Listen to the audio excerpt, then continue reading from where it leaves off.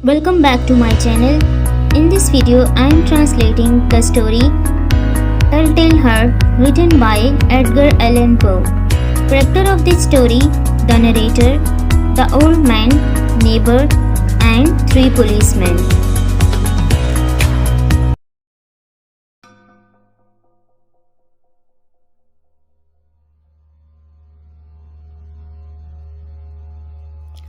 हाँ बिल्कुल, ये सच है कि मैं बीमार हूँ, लेकिन तुम ऐसा क्यों सोच रहे हो कि मैं पागल हूँ या मेरे दिमाग पर कोई कंट्रोल नहीं रहा।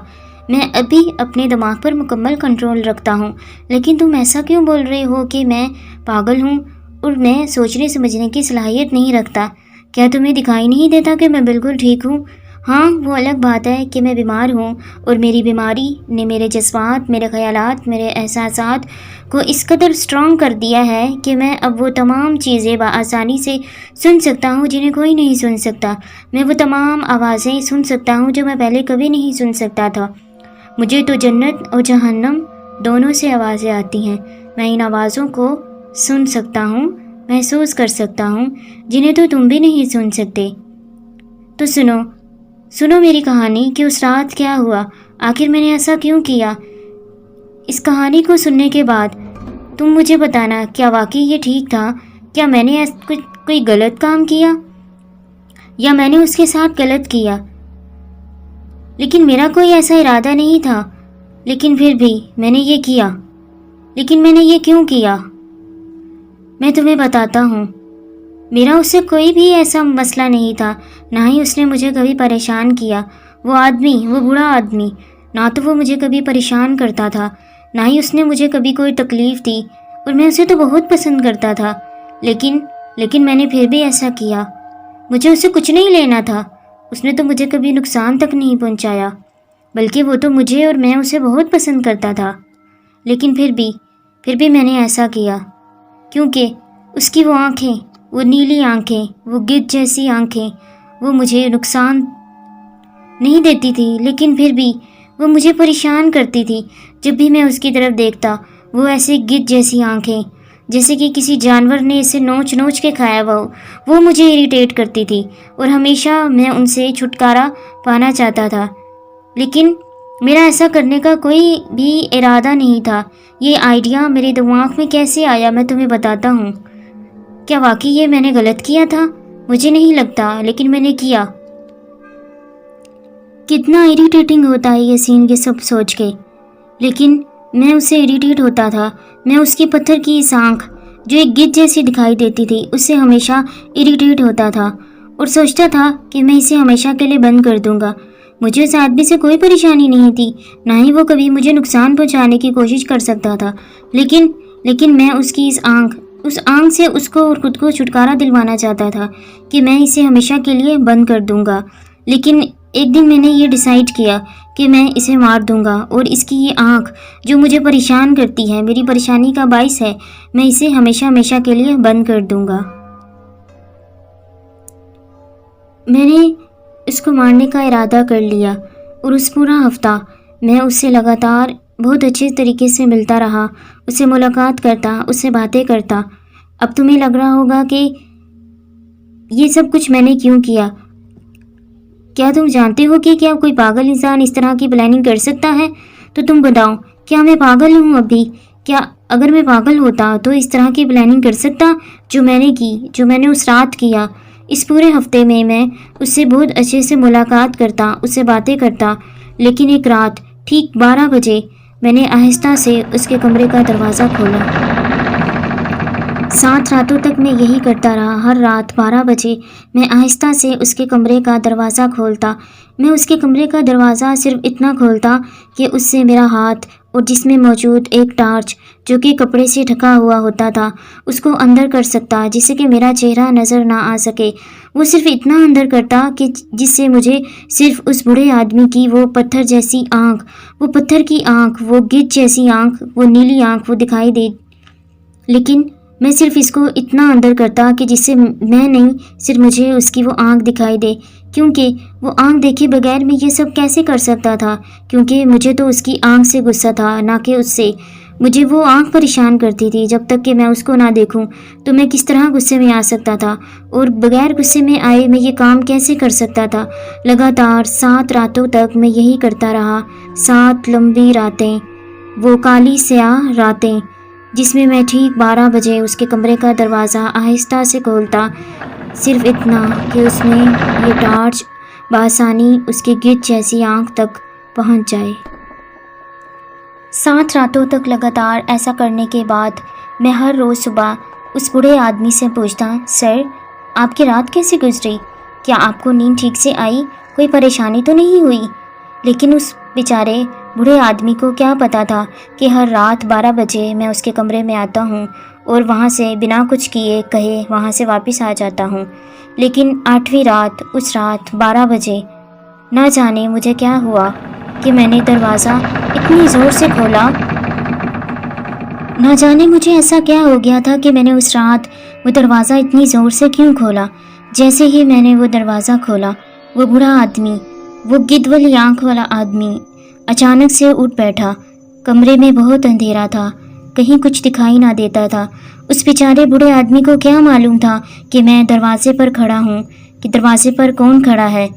اس کی موت کھڑی ہے یا موت کا فرشتہ کھڑا ہے.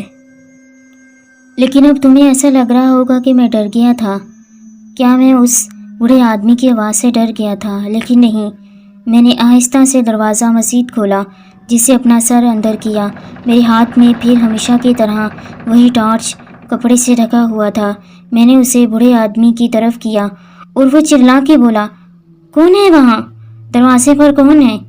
لیکن اسے کیا پتا تھا کہ دروازے پر کون کھڑا ہے. اگلے 1 گھنٹے تک میں وہیں ساکت کھڑا رہا، اسی دروازے پر، اور وہ بوڑھا آدمی اسی طرح اس بستر پر بیٹھا رہا. مجھے معلوم تھا کہ وہ دوبارہ نہیں سویا، کیونکہ اس کے سونے کی آواز مجھے دوبارہ نہیں سنائی دی. وہ یوں ہی بیٹھا تھا.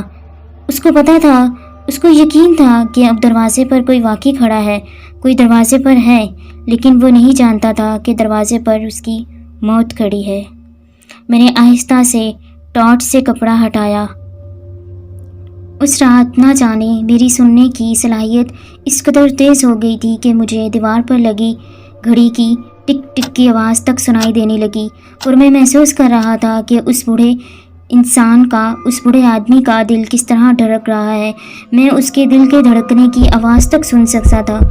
نہ جانے کیوں میری ایسی حالت ہو گئی تھی کہ میں ایسی آوازیں جو پہلے کبھی نہیں سن سکتا تھا، میں وہ تمام آوازیں بآسانی سن رہا تھا. لیکن جیسے ہی میں نے وہ ٹارچ اس بوڑھے آدمی کی آنکھ پر ڈالا، جس سے کہ میرا خون کھول اٹھا اور مجھے غصہ آنے لگا مزید. لیکن اس رات میرا وہ غصہ میرے ڈر میں تبدیل ہو گیا. اس بوڑھے آدمی کی دل کی دھڑکن اتنی تیز تھی کہ میں ڈر گیا کہ کوئی سن نہ لے، کوئی دیکھ نہ لے کہ یہ بوڑھا آدمی کس طرح ڈر رہا ہے. لیکن میں نے یہ نہ جانے میں چیختے ہوئے اس کے بستر تک گیا. میں نے ایک چادر سے اس کا چہرہ ڈھانپا اور اس کو دباتا ہی چلا گیا. اس کی دل کی دھڑکن تیز ہو رہی تھی اور وہ میں سن سکتا تھا. کئی منٹوں تک وہ دھڑکتا رہا، اس کا دل زور زور سے دھڑکتا رہا. لیکن پھر میں نے اس کے منہ سے وہ کپڑا اٹھایا اور اپنے کانوں کو اس کے دل کے پاس لے کر گیا اور اس کے دل کی دھڑکن سننا چاہی. لیکن ہاں، اب وہ بند ہو گیا تھا.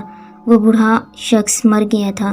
وہ ایک ایسے پتھر کی طرح میرے سامنے پڑا تھا جسے کہ کوئی بھی ہلا سکتا تھا. لیکن ہاں، وہ مر گیا تھا اور میں نے اسے مار دیا. اب اس کی وہ آنکھیں، وہ گدھ جیسی آنکھیں، وہ مجھے پریشان نہیں کریں گی، کبھی پریشان نہیں کریں گی. کیا ابھی تم مجھے یہ کہو گے کہ میں پاگل ہوں؟